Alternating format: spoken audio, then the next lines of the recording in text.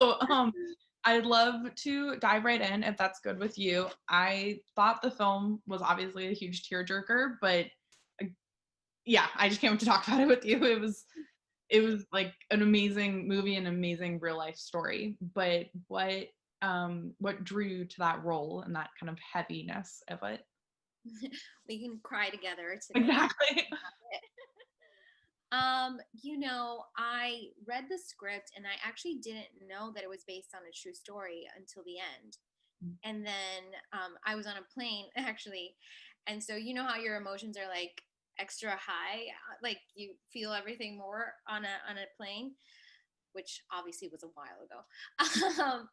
But I I just was like on a deep dive then on their real story, on Jen's story, on Saul's story, and it just really kind of affected me because it is a couple that I could possibly know. You know what I mean?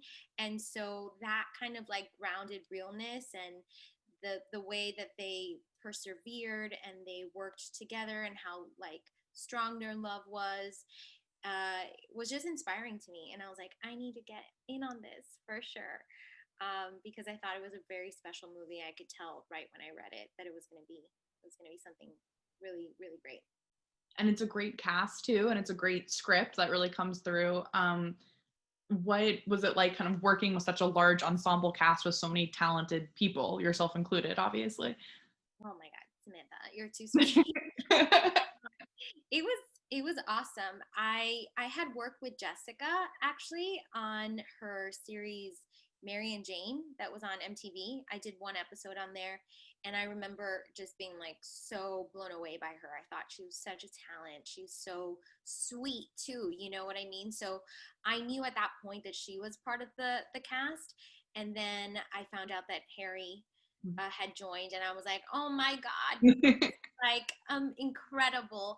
And I and like we got there and just like people started trickling in to New Orleans. That's where we filmed, which is such a fun town to make a movie and or just live your life there. And it was so funny because we got along like right away. We had such good chemistry together. I think our first time we were all together. We went to dinner, and then John Radinsky had just gone in and was doing a stand-up show in town, and we crashed his stand-up show and just bonded because we were the only ones there. It was like five people and then us, and he's like, this is my worst nightmare.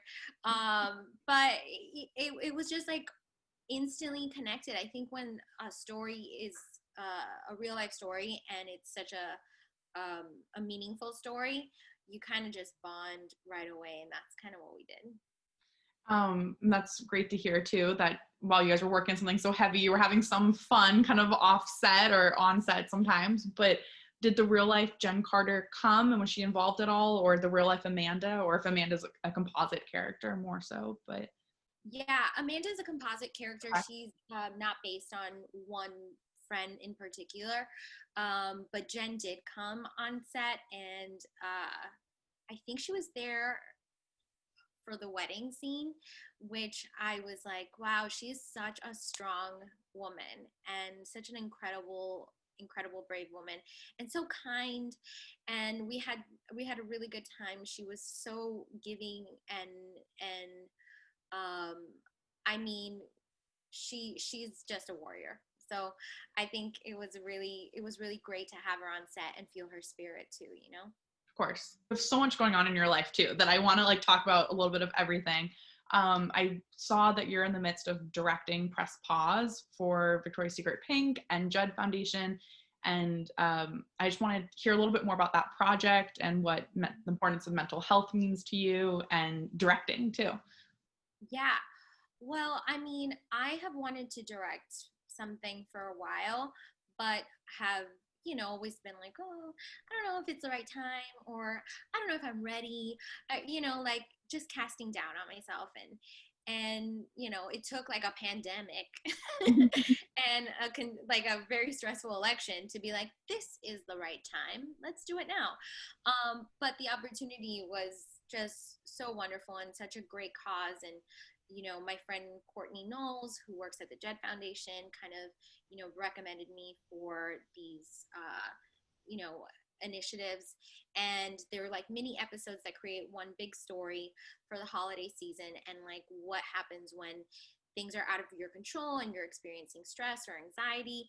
These mindfulness techniques will help you get through these moments. And I think it's really important, especially now where there's just so much going on, and so much uncertainty, and people are experiencing these things often. This is going to be a very different holiday season than before. So I thought it was important to kind of do this, and I felt really honored that I was able to.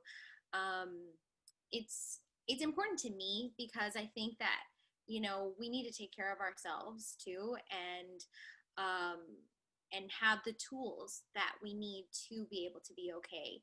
Um, and I hope that these little episodes in this story help people right now, especially. Emily Tosta, she played my little sister in it, and she's so talented. And I mean, it was just such a dream come true. I did a lot of preparation beforehand, like with the directing stuff, because I'm like so neat and organized. And it was good because when we were on set, we had so much fun. It was like a party those 2 days, obviously a very safe party, but it was wonderful, and I can't wait to have the opportunity to direct something else again.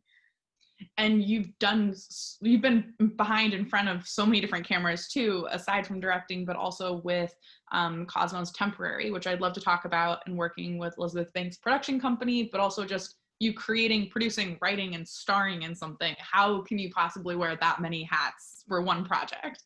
I mean, I did the same thing with the press pause, where I wrote them, Mm-hmm. and I'm in them, and then I directed that one. Which was one more thing, yeah.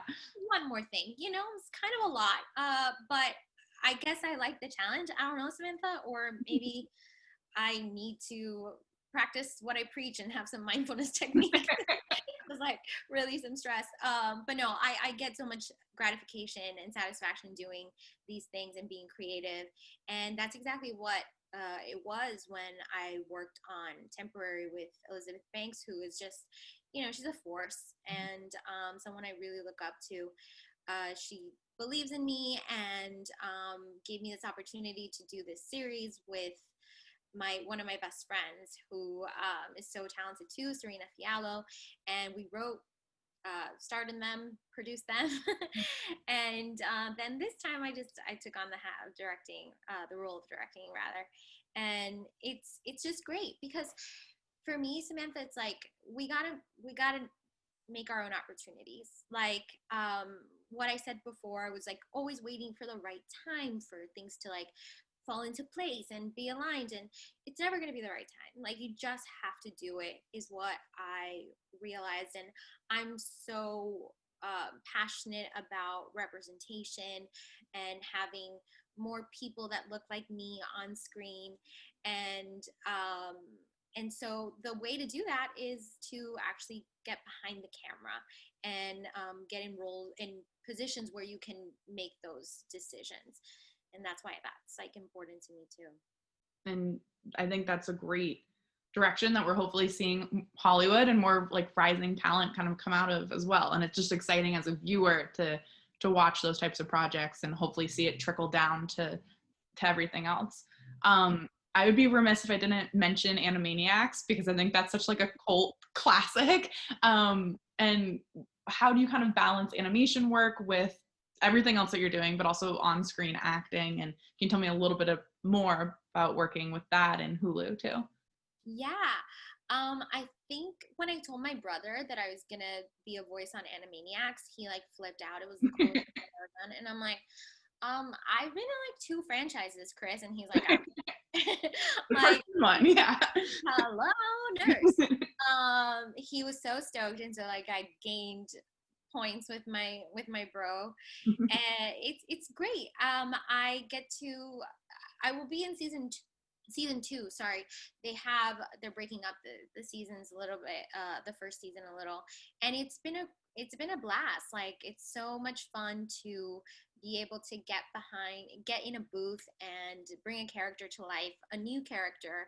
I mean, I can't really say that much, but Of course, yeah. it's a new character that'll pop up every now and then on Animaniacs, and that's just really exciting. And Hulu's great, and everyone that works at Animaniacs is awesome. They have basically everyone is back to voice their characters again, which is so cool.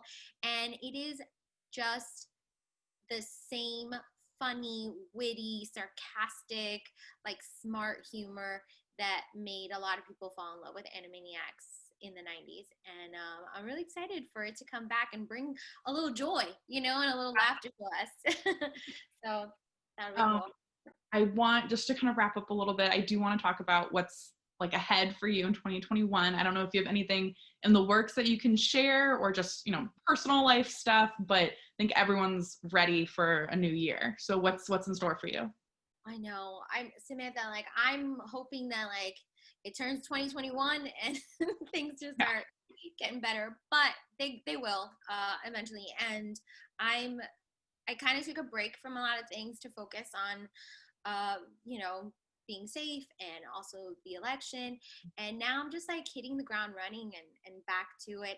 And especially after directing something, I feel like so empowered to really get the things that I've written done, and stop waiting for permission, stop waiting for people to say like, yeah, okay, you can do that. I'm like, no, we can do it. If 2020 has taught us anything, I think it's that time is the most precious resource we have, aside from our health. But time is so important and we shouldn't waste it. We should make the most of it. And that's what I'm hoping to do in 2021. Just make the most of my time, get my projects up and running, and yeah, and hopefully travel again. Yes. I miss going places. Let's get real. Thank But you yeah. so much for speaking with me, and you're just a joy to talk to. And thank you for a great interview. Okay.